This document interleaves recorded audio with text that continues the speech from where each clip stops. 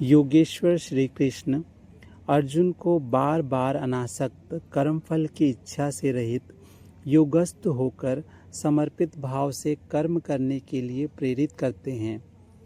कर्म ही धर्म है, कर्म ही पूजा है, कर्म ही जीवन व जगत का सत्य है।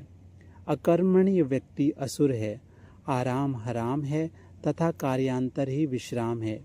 योगेश्वर श्री कृष्ण अर्जुन को समझाते हुए कहते हैं कि समाज में श्रेष्ठ रूप से मान्य व्यक्ति जैसा आचरण करता है वैसा ही अन्य जन भी करते हैं।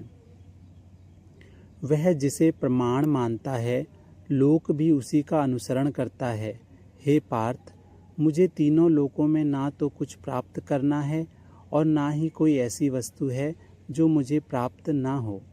फिर भी मैं कर्तव्य कर्म के पालन में निरंतर संलग्न रहता हूँ, क्योंकि यदि मैंने कर्तव्य का पालन नहीं किया तो संसार की संपूर्ण व्यवस्थाएं ही नष्ट हो जाएंगी और समस्त प्रजाएं कर्तव्य मार्ग से भ्रष्ट हो जाएंगी।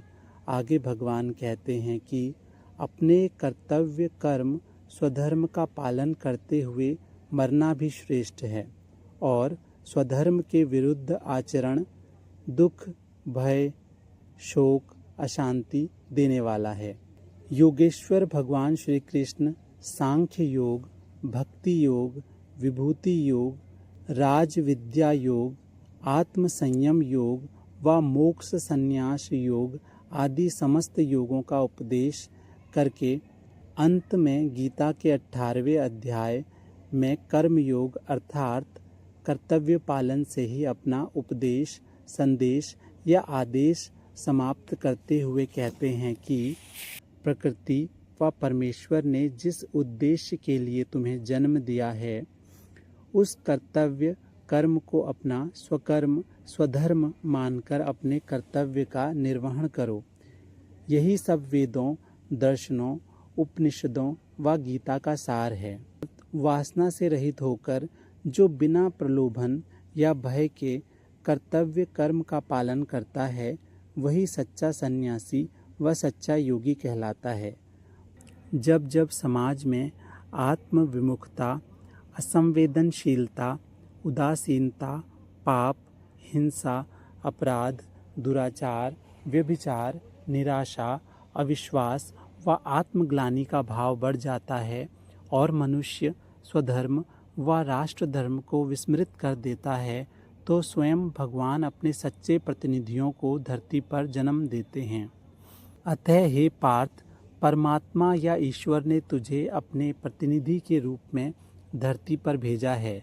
उठ, जाग, अपने स्वधर्म, स्वकर्म, राष्ट्र धर्म, युग धर्म व कर्तव्य कर्म का पालन कर। साधु संतों, सज्जनों, पुण्य आत्माओं, देशभक्तों तथा प्रभु भक्तों की रक्षा कर तथा पापियों व भ्रष्टाचारियों को नष्ट करने के लिए ही तेरा जन्म हुआ है। अतः संशय व भ्रम को मिटाकर स्वधर्म को पूर्ण समर्पण के साथ निभा। योगेश्वर श्री कृष्ण योगी को सबसे श्रेष्ठ मानते हैं।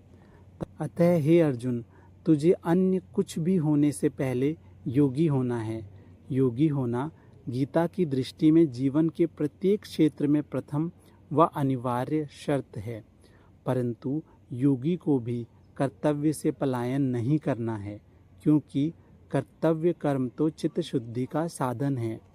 कर्म करते हुए कर्म के बंधन से मुक्त रह सके। अतः ज्ञानी बनना तथा ज्ञान प्राप्त करके भी श्रद्धावान रहना और भक्ति करना, अन्यथा कोरा ज्ञान तुम्हें अहंकारी बना देगा।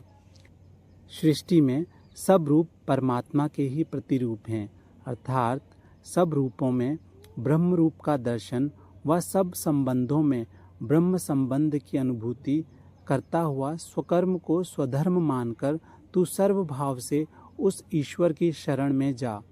यही परम शांति व मुक्ति का एकमात्र मार्ग है। गीता का ज्ञान सार्वभौम, वैज्ञानिक व सर्वकालिक है। गीता जीवन को अंतर्दृष्टि से परिपूरित करने वाला अंतरचक्षु है। गीता निराशा, अविश्वास, अकर्मण्यता, काल्पनिक भय, भ्रम, संशय, अशांति, असंवेदनशीलता, कायरता, आत्मग्लानि, निराशा, हताशा एवं अवसाद से भरे प्रत्येक मनुष्य के लिए एक जीवंत दर्शन है, एक संजीवनी है। आओ हम सब संशय, मोह, अज्ञान को छोड़ संतों व शास्त्रों के उपदेश के अनुरूप जीवन जीते हुए स्वकर्म अथवा स्वधर्म के पालन का प्रण लें। भगवान श्री कृष्ण अर्जुन से कहते हैं, मेरे प्रिय पार्थ, मैंने गीता के इस महायोग को अवयव, शाश्वत या सनातन योग को सबसे पहले विवस्वान के प्रति कहा था। विवस्वान ने मनु को और मनु ने अपने पुत्र इक्ष्वाकु को गीता के योग की शिक्षा दी थी। मेरा यह योग एक दूसरे को मिलता रहा है और इस प्रकार परंपरा से प्राप्त हुए इस योग को राज ऋषियों ने जाना। जब कभी इसका लोप हुआ, मैंने किसी न किसी के माध्यम से युग युग में पुनः पुनः इस योग को प्रकट किया। मेरे प्रिय, तुम मेरे सखा हो, मुझे अति प्रिय हो, अतः मैंने स्वयं ही उस शाश्वत योग को तुमसे कहा है। प्रत्येक योग से परमात्मा के लिए कर्म करना, उसके स्नेह से, श्रद्धा और प्रेम से उत्साहवान और प्रफुल्लित रहना, उसके लिए तत्परता से प्रसाद पूर्ण रहना और सर्वत्र उस विश्वात्मा का दर्शन करना गीता के जीवन योग का ध्येय है।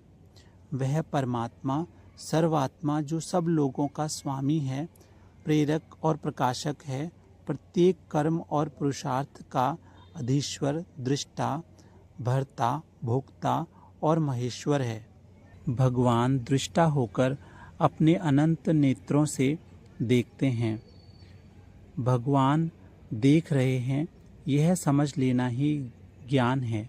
ऐसा कोई स्थान नहीं है जहाँ भगवान के नेत्र खुले हुए न हों।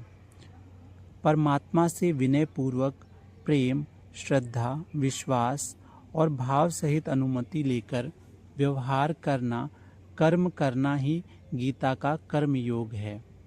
परमात्मा को भर्ता और भोक्ता समझकर उसी की तृप्ति, पुष्टि और प्रसन्नता के लिए कर्म करते हुए रहना गीता का भक्ति योग है। जो कोई भी इन तीनों योगों को जानकर कर्म करता है, उसे मानव देह में बस रहे परमात्मा का साक्षात्कार हो जाता है। गीता के योग नाम मात्र से ही भिन्न भिन्न हैं, स्वरूपतः अभिन्न हैं। कर्म तभी योग बनता है जब उसमें उत्साह, लगन, प्रेम या भक्ति हो और इन सभी आवश्यक गुणों के साथ कार्य करने की कुशलता, बुद्धि, चेतना अथवा प्रियता हो तथा आत्मा का ज्ञान हो। कर्म की पूर्णता रस, प्रेम, माधुर्य और आनंद में है। ये सब अर्थ समर्पण में उपस्थित रहते हैं। समर्पण गीता का सर्वोपरि योग है। अर्जुन ने अपने गुरुदेव भगवान से जो मति, अनुरक्ति और गति पाई, वह तुच्छ शिष्य अथवा भक्त होकर किसी कोरे कर्म व मौखिक ज्ञान से नहीं, वरन सब प्रकार समर्पित होकर प्राप्त की है। श्रीमद् भगवद गीता में भगवान श्री कृष्ण ने अपनी महानता, विशालता और दिव्यता में स्थित होकर कर्म की पूर्णता का आदेश देते हुए कहा, हे कर्म कुशल, तुम कुछ भी करो, भोजन, हवन, दान, तप, साधना, सत्संग आदि सबको मुझे अर्पण कर दो। मेरे प्रिय पार्थ, जब कर्म मुझे सौंप दोगे तो तुम्हें उसका शुभ या अशुभ फल अथवा बंधन बांध नहीं सकेगा। तुम सदा निश्चित, निर्भय, निरोग, निर्विकार, यदि एक शब्द में कहें तो मुक्त रहोगे। तन, मन, बुद्धि और अंतःकरण को भगवान के अर्पण करना या भगवान में रखना और फिर अंतः प्रेरणा से या भाव भगत प्रेरणा से कर्म करना ही गीता का अनासक्त योग है। अनासक्त योग का आधार समर्पण भाव है, जो अपने कर्मों का तथा मन और बुद्धि का समर्पण कर देता है, अथवा जिसका सारा जीवन ही शरणागति योग बन जाता है, उसे भगवान का आधार, सहारा, ज्ञान, दर्शन और साक्षात्कार सुलभ होता है। कर्मयोग की पूर्णता करते हुए भावना से भरकर भगवान श्री कृष्ण कहते हैं, जो बात कर्मयोग की है कि केवल कर्म से ही नहीं बल्कि कर्मयोग के द्वारा हमारे बंधन कटते हैं, वही स्थिति ज्ञान योग की है। अर्थात कोरा ज्ञान नहीं बल्कि ज्ञान योग हमें मुक्ति दिलाता है। कोरा ज्ञान, स्वार्थमय ज्ञान और प्रपंचों से भरा ज्ञान गीता के शब्दों में प्रज्ञावाद है। जैसे गीता वेद की तो प्रशंसक है किंतु वेदवाद की नहीं, उसी प्रकार गीता प्रज्ञा की तो प्रशंसा करती है किंतु प्रज्ञावाद की नहीं। प्रज्ञावाद के फेर में पड़कर मनुष्य अपनी बुद्धि से अपने कर्मों का समर्थन करता है, उल्टा सीधा करता है एवं सत्य को ना समझ पाता, ना देख पाता है। अतः गीता का ज्ञान योग भी कर्म योग की भांति प्रेममय है, रसमय है और आनंदमय है।